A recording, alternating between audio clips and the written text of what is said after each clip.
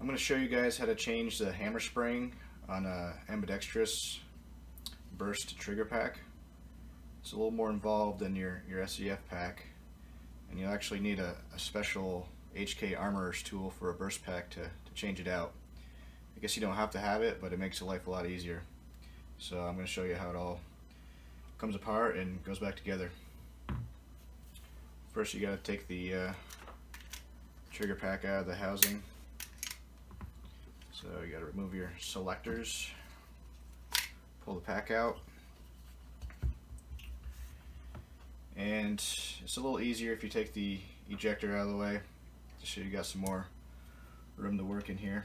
So I'm going to pop that out as well. Take the spring out so I don't lose that. Alright, so right now I just have a spring that's good for, was it 9mm through 5.56, but sometimes you need a little heavier spring for 308 primers. So I got one of those right here that I'm going to install. It's a little bit awkward, and I don't know, I might not be doing this 100% correct, but it's the way it works for me.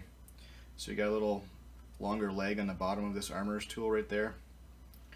So I usually put that in the little groove of this locking collar in the back here, and just push in until it releases that locking collar, and I'll just flip it upside down and you can see that collar just fell out.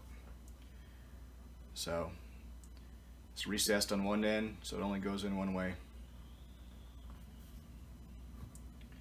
And once that's removed, you want to make sure you're careful with the what's this thing called? The compression rod and spring right here. It's pretty loose once you don't have any tension on the hammer spring. So just take note of that and make sure it's against that stud and not flopping around all over the place.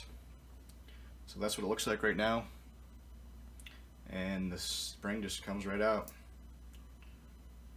So there it is, the 9mm through 5.56 spring that I had in there. Here's my 308 spring.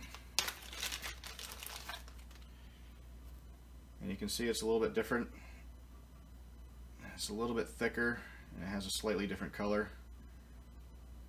This is more of a shinier color, I guess. But anyway, set that one aside. Alright guys, sorry the battery on my camera died. So anyway, I'm back. So I'm going to insert the 308 hammer spring onto the strut of the hammer right now. So it just inserts through the back like so. And now it's the tricky part. It's kind of hard to do on camera, and I might be fiddling around with this for a little bit, but you just take your tool, and it's got that little longer leg on the bottom. You put that down and you center on your spring here. It's a little easier if you just put that on a flat surface. So then you just center it on there, push in. As you can see, the spring is compressed, so I have a slot where I can put my locking ring or locking collar, whatever it's called, onto the tool. So it just kind of drops there onto the leg and slowly release, and the tool comes out. And as you can see, the collar didn't fully seat into the housing. It's kind of crooked in there, and it's got this spring pressure pushing on the back of it. So usually I take a punch or a screwdriver and I'll just click it like that, and it clicks into place. So that's all back together. The new spring is in, so I can put my ejector. First I gotta put my ejector spring in, drop that down, put my stud in. Alright, so now the pack is fully assembled and it can go back into my housing. That's easy enough, just drops in there. And as you can see, my compression rod slipped off the stud, so my hole is not quite lined up for my selectors, so you got to make sure that's on your stud and everything is lined up, which it's not. Alright, I think that's pretty good. Let's see if that works.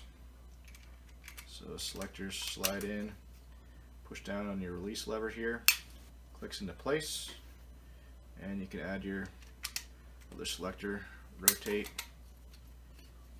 do a functions check,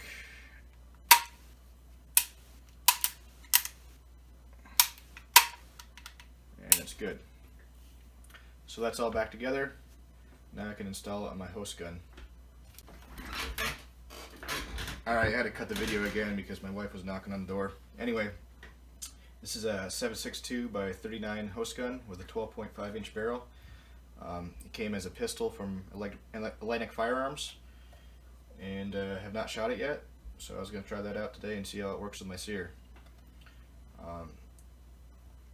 Since it came as a pistol and I have a sear pack, I don't have to register it as an SBR.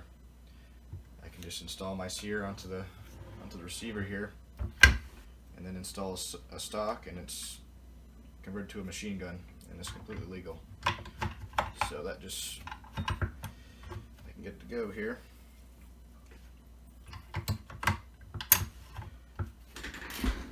Try to do this on camera. There it goes.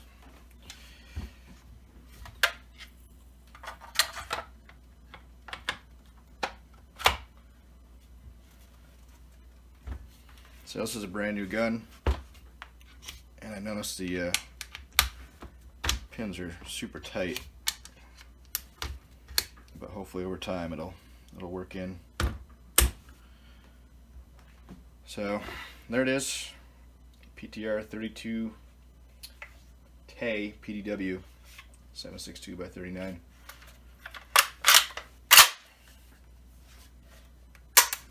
Should be good to rock and roll in full auto.